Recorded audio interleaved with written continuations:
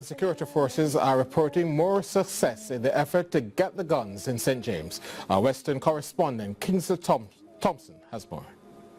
Just 4 days into the extension of the state of emergency in St. James, and already 4 ballistic vests, 9 firearms, a number of magazines, and over 300 rounds of ammunition were removed from the control of criminals.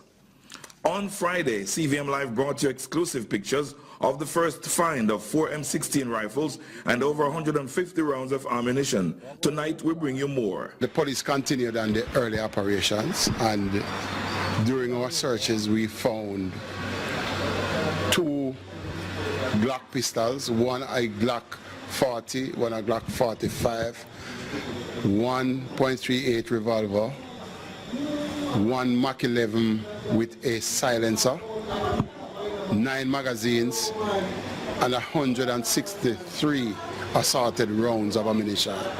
These were found in the general area of where we had made an earlier find of 4 M16 rifles. This is good police work, very diligent police work, good intelligence gathering, and extremely good execution by the men and women who search so diligently that they would find these guns. A great success story, no doubt, but ACP Powell is fully aware that all the success could not be achieved without the citizens of the parish. We just want to make a general appeal to the public, and especially those of you who live and operate in St. James, that we know the guns are still out there.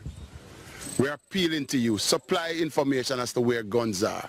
With as much as 63 murders less than the same period last year, the ACP says there is a determination to rid the community of guns. That, I believe, is a significant achievement, but it can only continue and get better with the effort of the citizens. So we are appealing to you.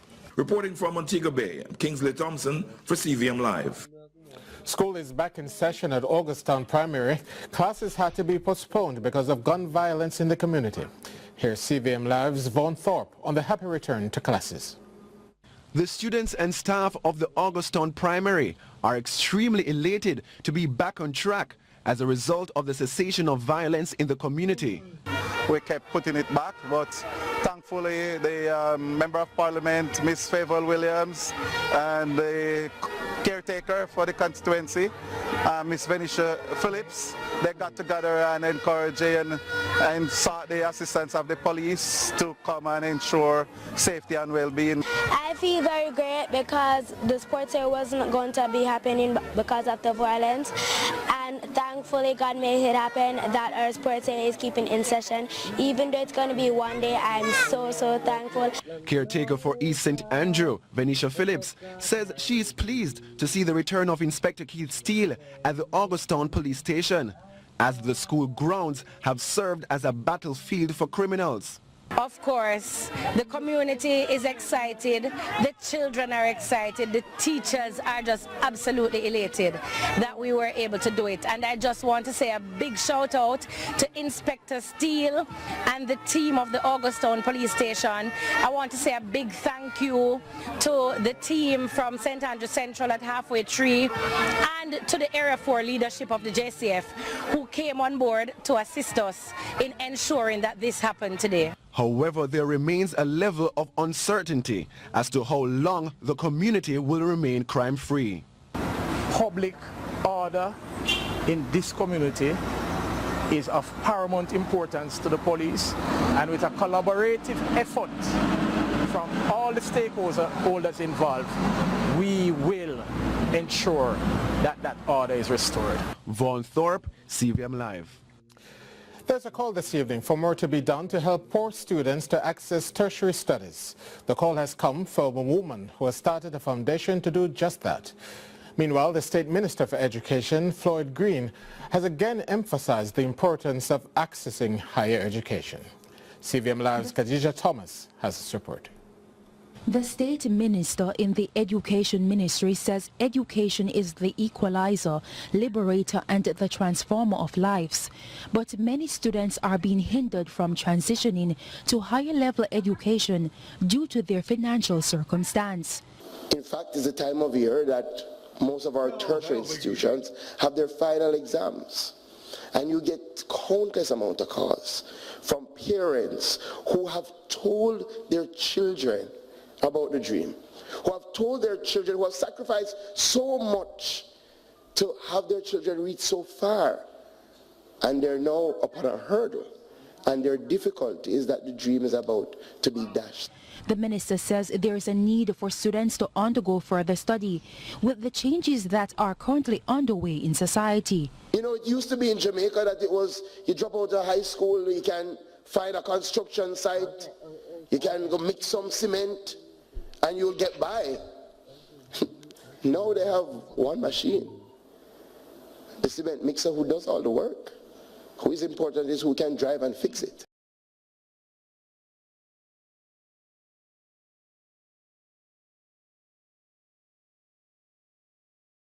It is part of the Jamaican dream. Meanwhile, founder of the Aim Higher Foundation, Nicole McLaren Campbell, stresses that it is incumbent that we provide resources to build the nation's youth and our country. What I've learned about from starting this foundation is start where you are with what you have. Because, as the Governor General said last week, there is nothing that's wrong with Jamaica that what is right about Jamaica cannot fix. And I believe that so firmly. There is so much goodwill out there. Khadija Thomas, CVM Live.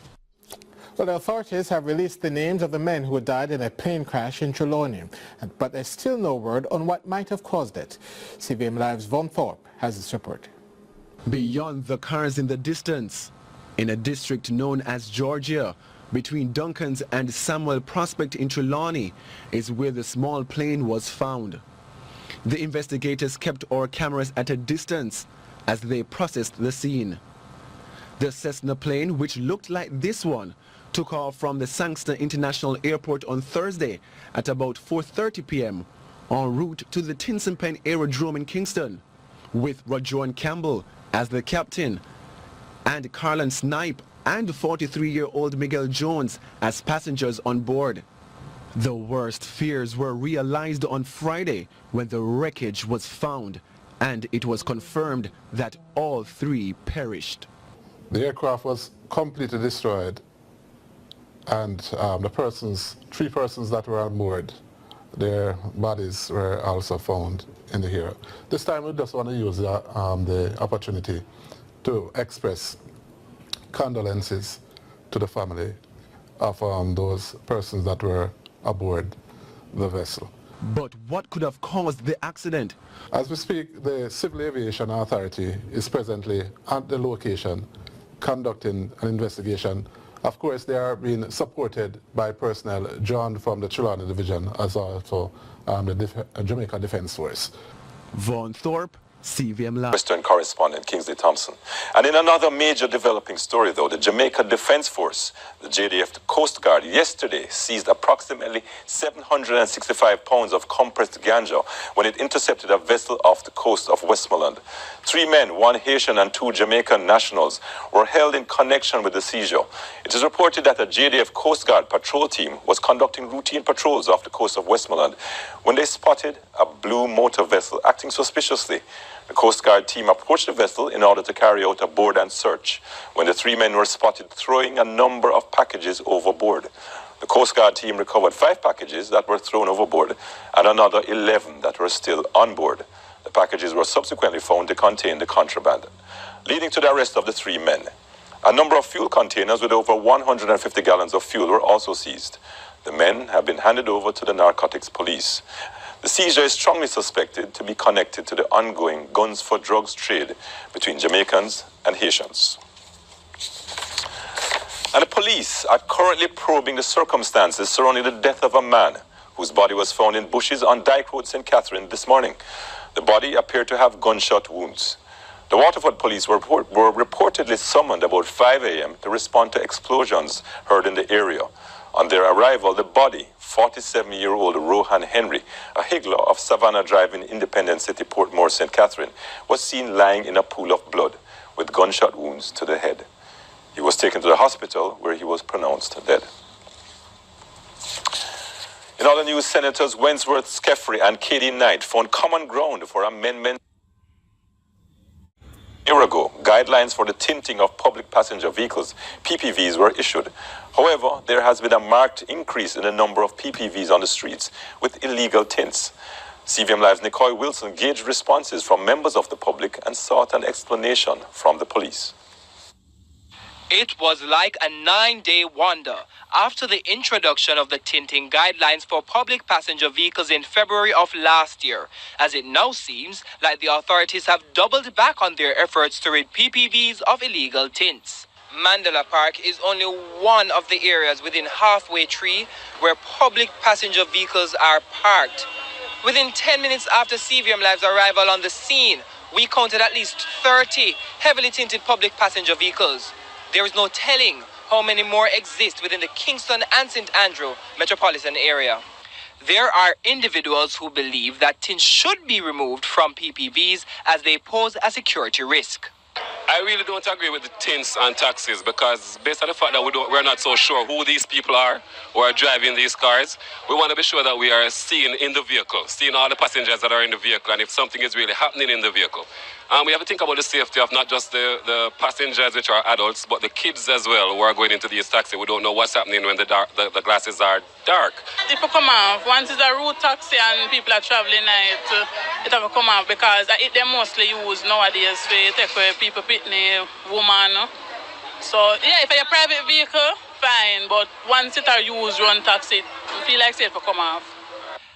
A taxi operator in Halfway Tree, whose car is ironically not tinted, offered an explanation for the tinting of PPVs. Kind of ease off the heat off my passenger them and sometimes a leather seat in the car, so the tilt kind of help more. So the tilt can work, but not the front, it's like the back glass and then you can tilt, but the front glass ease off some of the tilt.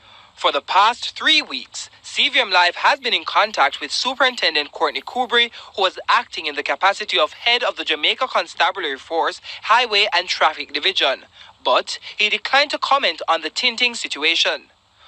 However, Senior Superintendent Calvin Allen, who has been reinstated as the head of the Traffic Division, says he will comment at a later date. Reporting in the field for CVM Live, I am Nicole Wilson.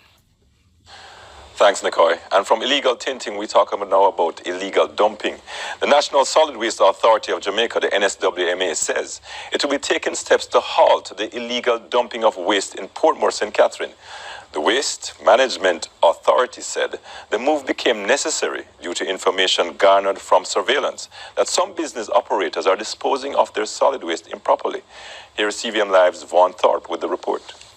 The executive director of the NSWMA, Audley Gordon, says he condemns illegal dumping and will do what's necessary to stop the illegal activity. The Waste Management Authority, alongside police personnel and other stakeholders, toured sites along the Port Henderson Road. There are a number of people who are not compliant with making arrangements for the solid waste management, for the solid waste to be taken up. Now, understand that commercial garbage has to be done through a special arrangement. Whereas your domestic garbage, we will come for that. Where you have business, operating businesses, we really want to take that garbage up, but we can't within our budgetary allocation. So we have to do that in a special arrangement, which comes with a price to the business owner. According to Gordon, the move became necessary, particularly in Portmore, due to information garnered from surveillance that some business operators are disposing of their solid waste improperly. He added that so far the operation has been running smoothly. Since morning, we have done contracts already, and we have even served a notice already on a construction site that is not compliant, was not compliant. And so we are in the area, we're talking to people, we are trying to communicate better management, solid waste management to them, but also we are prepared to enforce the law also. The NSWMA official is also appealing to citizens to stop dumping garbage in the drains and to be more responsible in their waste disposal practices, adding that the NSWMA, alongside the MPM Waste Management and the police, will maintain this initiative into other parts of the Portmore municipality. Vaughn Thorpe, CVM Live. And in other news, Acting Assistant Commissioner of the Jamaica Fire Brigade, Floyd McLean, says the safety and security of our children should be of national concern. This he said while speaking at the launch of Child Month Fire Safety. Here's Khadija Thomas with the report. While alluding to the number of children who have died in fires over the past months, the Acting Assistant Commissioner of the Jamaica Fire Brigade, Floyd McLean, says he has never experienced such a high number of children dying in the last 2 decades as compared to this year. We have 6 that has died so far. There are some that probably we don't know about because we have an additional 6 or 7 that were injured in fire situations. Our concern goes way beyond just fires, but also how things are used in a home. With today marking the 3rd day of Child Month, McLean notes that many children have suffered damage to their skin due to burns caused by heated water and oil. He says many of these incidents have not been investigated as the fire brigade has not been notified. He says this is why parents are important in affirming their children and preventing such incidents from happening. Sadly, just last night, I can't give you all the details now because I would just send off investigators from here to St. Mary. 3 adults died last night in a fire there in the wee hours of the morning, just about 4:30, thereabout. So if we are not safe, probably in our practices, in our occupied space, then the children cannot be safe. McLean notes that parents must take the necessary steps to keep children from harm. The Jamaica Cancer Society is seeking to raise $15 million at the annual Relay for Life, which will take place at the beginning of June. More than 350 cancer survivors are expected to participate in the event, which raises funds for cancer care. Khadija Thomas reports. Teams of runners and walkers will gather at the University of Technology on Saturday, June 2 to Sunday, June 3 to compete for Relay for Life, a celebration of cancer survivorship organized by the Jamaica Cancer Society. Executive Director of the Jamaica Cancer Society, Hewlett Gordon, says Relay for Life will be beneficial to all participants. Relay for Life generates goodwill, build and strengthen team spirit, and it motivates and inspires those among us who are fighting cancer. She says increased public education, screening and early access to treatment can save many lives from cancer. Meanwhile, chair of this year Relay for Life and cancer survivor Alfred McPherson notes that meeting persons who had struggled with cancer helped in his recovery process. When I had cancer, it was said that 1 in every 5 persons would be or maybe personally afflicted by the disease. Unfortunately, that some 10 years later, those statistics have not moved in the direction that I would like to see it move in. He says now 1 in 3 persons may be afflicted by the disease. Another survivor, Bethune Webb Coke, says her journey began when her doctor revealed he was not able to locate her reproductive organs in an ultrasound. Matter of weeks ensued, I did the biopsy and I was told on June 5th that I had stage 3 ovarian cancer. I didn't know what to do with myself then. I tried crying, I tried talking it out, it wasn't working. I was totally discombobulated. Driving from Andrews to get to my husband's office was a quest. And I decided that I would face this. Relay for Life is an event where each team member is asked to raise at least $5,000 from donors, which is collected before the event to raise funds to expand the Jamaica Cancer Society cancer prevention programs and contribute to the Global Research Initiative. Khadija Thomas, CVM Live. The Agriculture Minister, Audley Shaw, has signaled his intention to acquire lands in St. Mary to farm more coconuts. He said that would help to address the high demand for coconut products. Shaw was speaking at the annual general meeting of the Coconut Industry Board at the Jamaica Conference Center in downtown Kingston. CVM Live. Since being appointed Agriculture Minister, Audley Shaw has been lamenting the amount of idle lands in Jamaica. Having met with the Coconut Industry Board on 2 occasions, the minister disclosed his vision to reshape the CIB's business plan and to acquire lands available in St. Mary to increase agricultural production. The board will expand its commercial activities through the acquisition of the 1,028-acre Water Valley Farm in St. Mary, lying idle.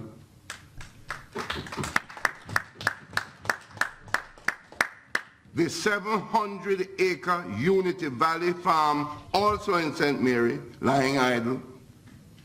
And subject to cabinet approval, also the Richmond Cocoa Fermentory, also in that parish. Promoting the call for Jamaicans to invest more in farming on idle lands, Shaw encouraged the coconut growers to practice intercropping. We have to intercrop with cocoa, we have to intercrop with bananas, and intercrop with other things so that we can achieve maximum productivity. Shaw also revealed plans to increase the country's capacity to process jelly coconuts, adding that he has engaged an investor in Guyana. He has now bought 2,000 acres in the Bagwalk area. And they want to set up a processing facility in our export zone. And they will start processing coconuts from Guyana because of the strategic location.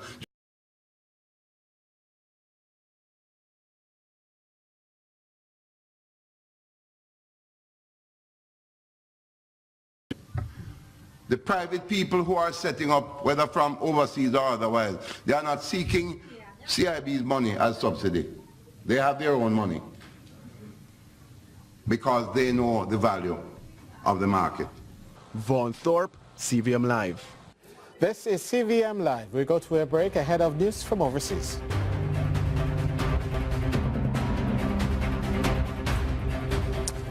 Well, the discussion about crime and the enhanced security measures dominated the news agenda last week, and we had two young politicians sharing their view on the enhanced security measures.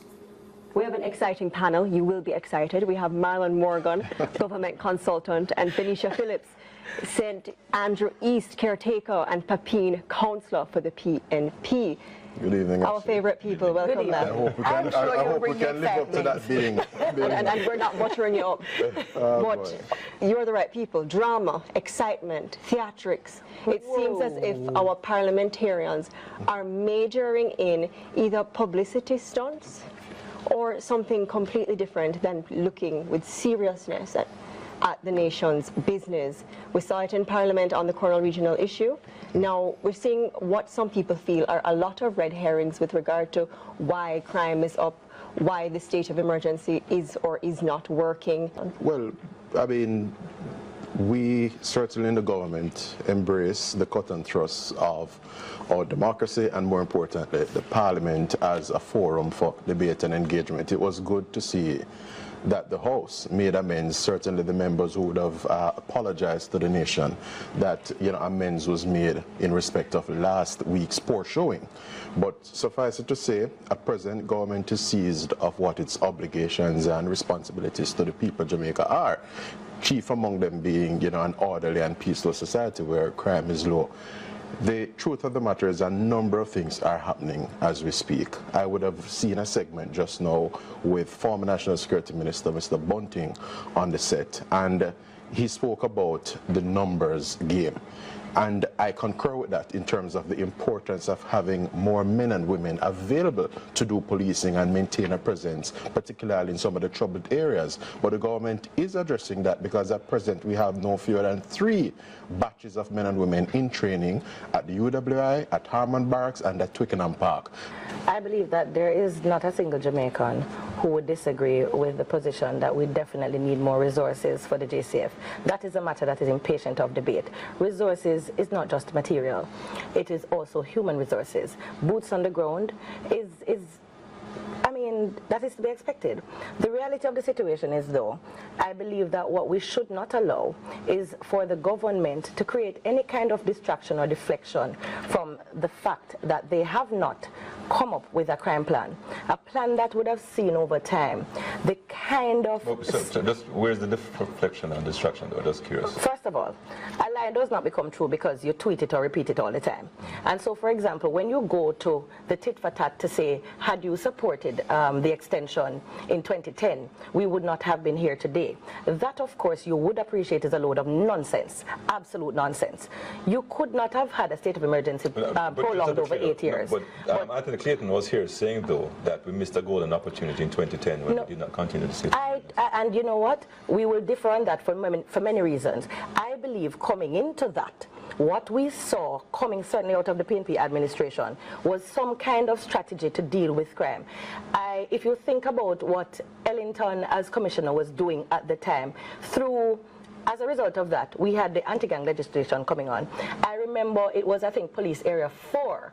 The name, I might have it mangled a little bit, but they had this counter gang group out of Area 4 because Area 4 at the time accounted for probably the larger number in terms of criminal activity across the country.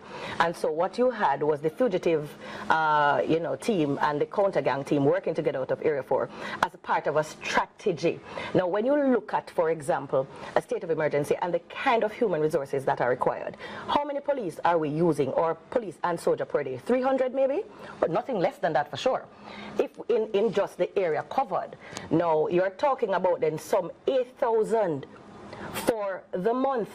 Out of what? For the JCF alone, 12,000 plus? It is crazy.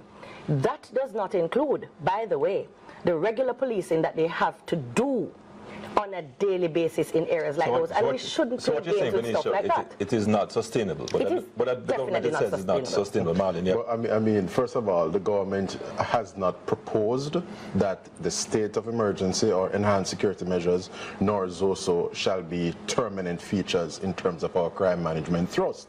The truth of the matter is that the numbers on the ground in relation to law enforcement is considerably augmented at present by the JDF.